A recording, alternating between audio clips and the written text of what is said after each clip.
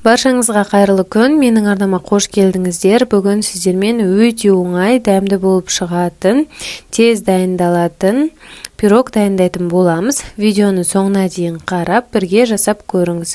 Ең алдымен ыдысқа жұмыртқаны, сары май және де йогурт немесе айранды құйып, қантты саламыз. Енді жақсылап қант ерігенше, біріккенше араластырып аламыз.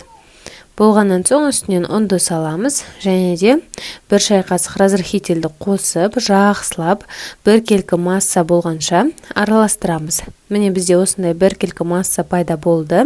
Ал енді керекті формамызды алып, массамызды құйып шығамыз.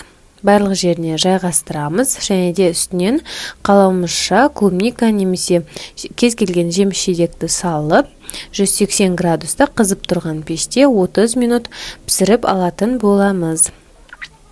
Міне біздің пирогымыз өте әдемі болып пісіп шықты. Енді бетін қалауымызша әсемдеп асқа бере берсек болады. Пирог өте жұмсақ болып шығады.